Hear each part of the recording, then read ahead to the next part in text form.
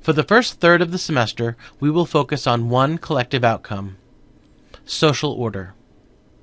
How do we know when we have achieved social order? And by we, I mean, how do we know when our families have achieved social order? How do we know when our workplaces have achieved social order? How do we know when our local governments have achieved social order? Well, two criteria must be met. People must cooperate, and people must coordinate behavior.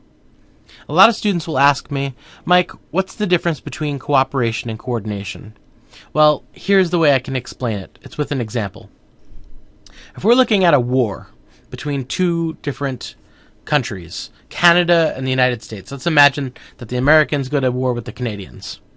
Well, in a sense, the Americans are cooperating and the Canadians are cooperating, but they're not cooperating with each other. So the Canadian Army is cooperating and the U.S. Military is cooperating, but they're not coordinating their cooperation. So that's why we have the two criteria, because people must cooperate, but there must be coordination. There should be, everyone who's cooperating should be coordinating together.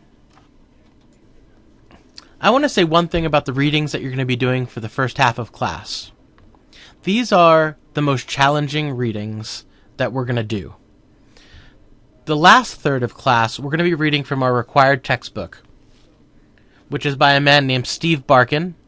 And the required textbook is the type of textbooks you would see at many California community colleges or Cal States.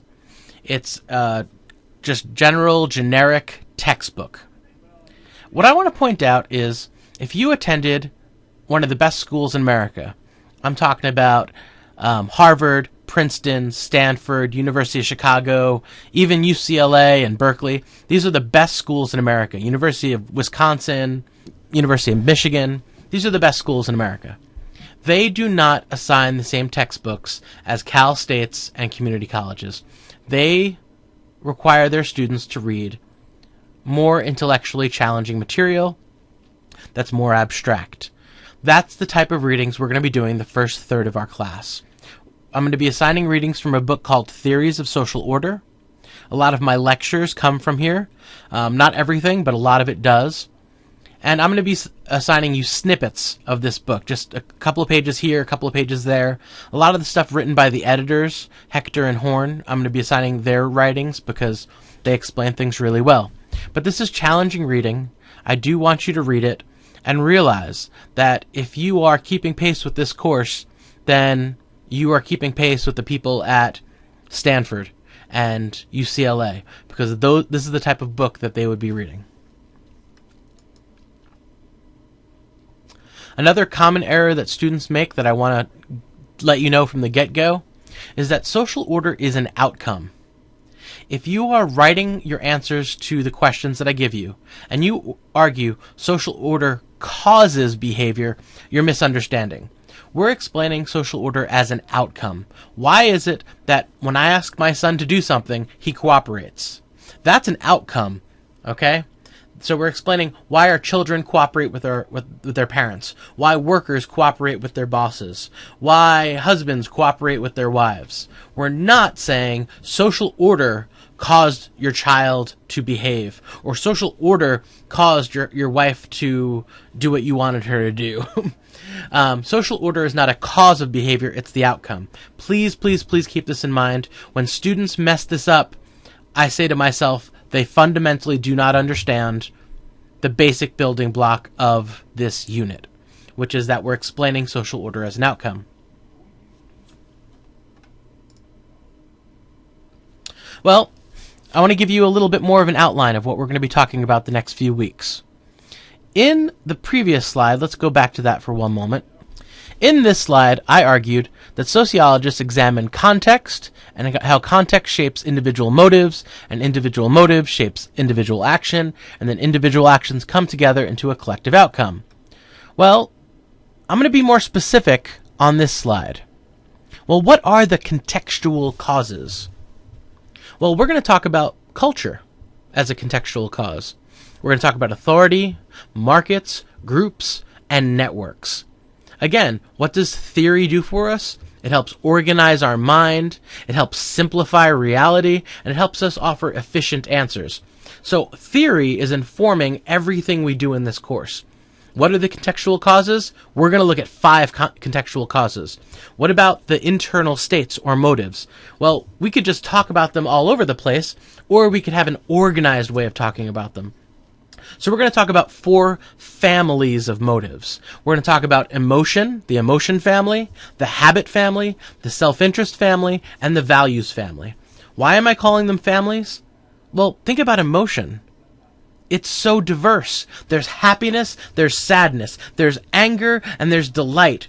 We've got so many emotions. It's a family of motives. They have similar attributes, there's similar things going on, but they are different. So anger and sadness are different, but they're in the same family. Same thing with habit.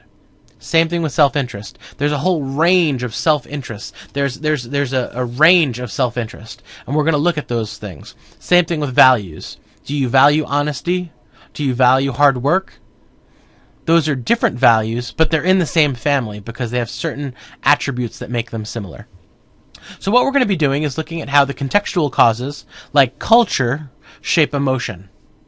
We're going to look at how authority shapes habit, how markets shape self-interest, how groups and networks shape your values. Now, is it that simple? Does culture also shape your values? Yes. Does culture shape your self-interest? Yes, it does. Does culture shape your habits? Yes, it does. But what I've done is I've paired them together in combinations that work together. It's very common that culture and emotion work together in a very powerful way. It's very common that authority seeks habit as a motive to get you to do what you do. So we've got our contextual causes. I'm being a little bit more specific than I was last time. We've got our internal states or motives, which I'm being a little bit more specific than the last slide. And we've still got individual behavior. But now, instead of outcome, collective outcome, it says social order, because that's what we're going to be focusing on. So let's go back to that last one again. This is sort of very abstract. Context, sort of an amorphous context. Individual motives, sort of empty. But when we go to the other slide, we're being more specific. And this is what we're going to be talking about for the next couple of weeks. If you have any questions, please call my voicemail. You don't have to state your name. Well, maybe you could state your name and then you could ask your question and I can edit out your name.